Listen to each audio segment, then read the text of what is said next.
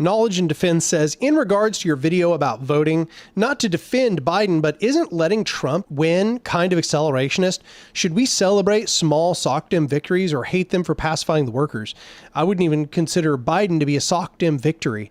Here's the thing. I realized after that video, I feel like I should give my personal experience. So I became politically conscious during the era of George W. Bush. George W. Bush was awful.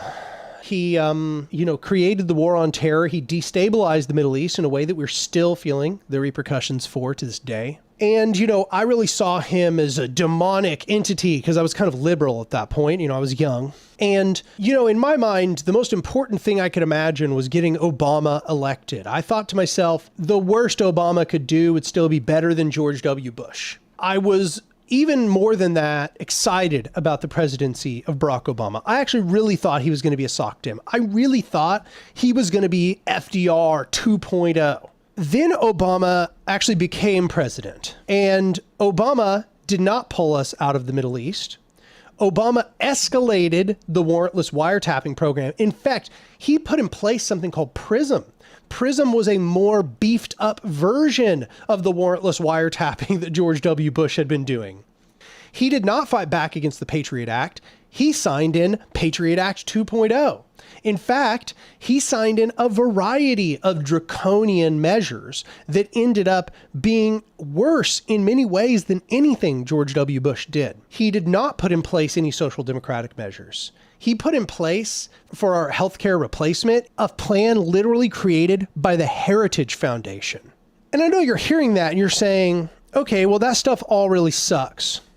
But what I want to emphasize to you is that things are going to get worse every single presidency, no matter who enters the presidency.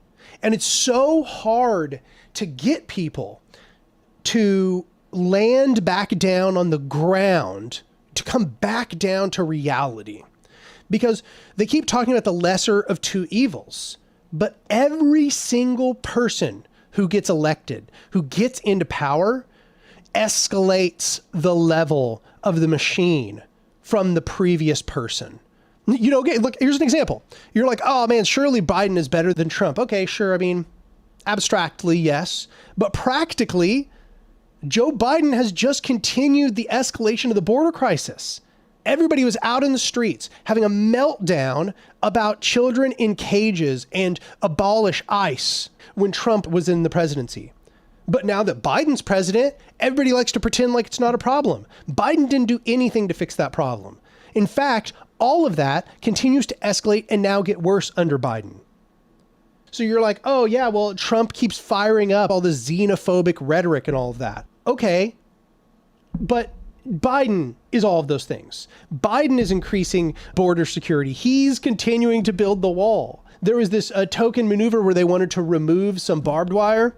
Nothing happened. They put in more barbed wire. Biden has been overseeing the escalation of the destruction of Palestine. He is helping Israel genocide the Palestinians. And it's like, I'm not saying that one or another of them is not better or worse in some abstract sense as to what they say they're going to do. But I'm saying in a practical sense, the difference between them is so negligible as to be almost non-existent in the amount of time that you all spend wringing your hands over the difference between them when they get into power. I'm just trying to help you understand that it is negligible. It is a negligible difference. The reason why each of them is worse than the last is because it has nothing to do with them. It has nothing to do with them. The drivers of the machine have almost no power. They are largely just figureheads. The system has a driving impetus. It has a momentum that will not be stopped by a Joe Biden or anybody else you want to put into a position of power. The machine will continue forward, grinding up the lives of innocent people, regardless of which one of them ends up in power. And it's going to get worse with every single one of them, regardless of which one of them is elected. And the sooner people understand that and accept it, really let it sink in, the faster they will begin not wasting their time with the question of that anymore. It's a distraction. Will there maybe be marginal differences? Yeah. I don't want Trump to get elected. If you were to ask me, Daniel, which would you prefer to get elected, Biden or Trump? Biden. Straight up. Biden. Mostly just because I think Biden's rhetoric is less harmful. But at the end of the day, y'all waste so much time and effort and thought and arguing with other people over the topic of which one of them is going to win, when ultimately things are going to get worse at roughly the same pace regardless. This was all really, really emphasized to me by Barack Obama. Barack Obama should by all means have been 10 times better than George W. Bush, and he had a mandate to do exactly what the people wanted.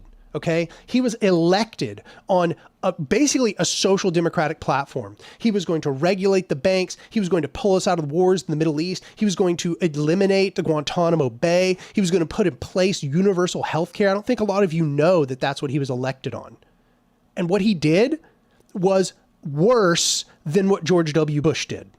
So I guess the topic frustrates me because here I am now, more than a decade on in this process. And it is so hard for me to impress this fact on people because this distraction of the lesser of two evils and siding between the lesser of two evils is so profound. It just continually comes back to the fore. People continually want to talk about it, continually think it's so important. And I don't know how to emphasize to you how unimportant it really is. What is actually important? You want to know what is actually crucially important?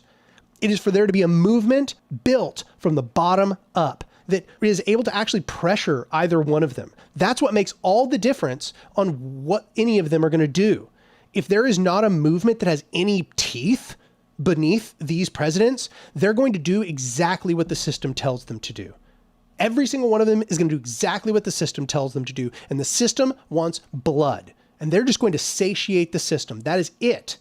You have to accept that. You have to accept that if you really want to see things change, stop talking about electoral politics and start doing something to build a movement that can threaten these people that are in a position of power. Because if you don't, they don't care what you think. They don't care what platform that you elected them on. They don't care what you think about the lesser of two evils. It's all irrelevant. And it's so frustrating to me as a radical, because when I read about the time, the late 1800s and the early 1900s, what I'm saying was the dominant opinion of revolutionary leftists.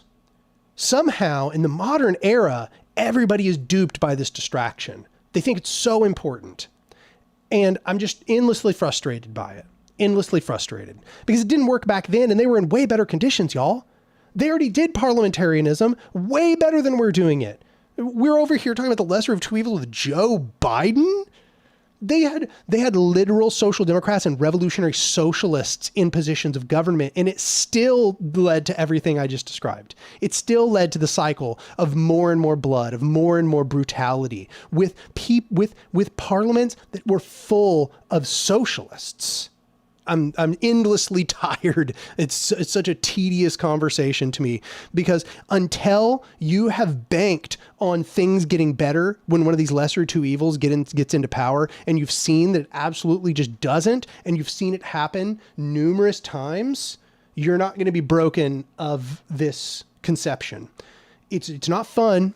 It's actually thoroughly disenchanting. It's actually thoroughly disturbing, but y'all are going to have to go through it. You're going to have to witness it firsthand before you understand what I'm saying. Sure, right now you're like, Daniel, this is irresponsible, blah, blah, blah, blah, blah. I don't care, because I've experienced this firsthand. I've seen it all happen, and you're going to see it happen too. And I hope you come around to what I'm saying right now, because it's crucially important that everybody understands what I'm saying and comes around to the understanding that I'm trying to express right now. Tempest Lord Ryan says, I already went through it with Biden. Yeah, I'm glad that you went through it, because this is an important process. This disenchanting process is necessary for us to do anything that can actually change society. Rayon says, do you think most politicians and capitalists fully understand the role they play in oppressing the people and fighting democracy, or is it more of a mixture of inherent biases and willful ignorance? It's all of the above. It's all of the above.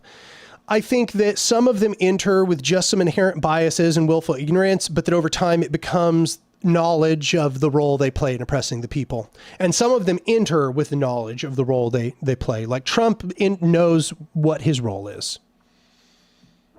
Knowledge and defense. If you don't want to ensure the victory of the lesser evil in a scenario where one evil must win by the end of the year, then what is accelerationism? That's not accelerationism. The system is already accelerating. That's the point I'm getting across. It doesn't matter which one gets into power. The system is accelerating. You're talking about like you're outside the wake of a black hole. And you're talking about how, man, what we really need to do is just pull a little bit of that matter away from the black hole. And it's like, yeah, I mean, if you pulled some matter away from the black hole, then obviously, yes, the black hole would accumulate matter slower.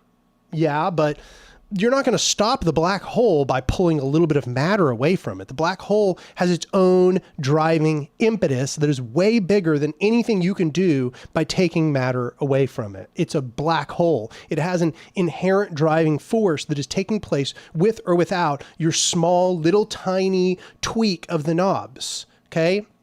And the same thing is true with the system. The system has a driving momentum much greater than any individual within the system can change when you elect them.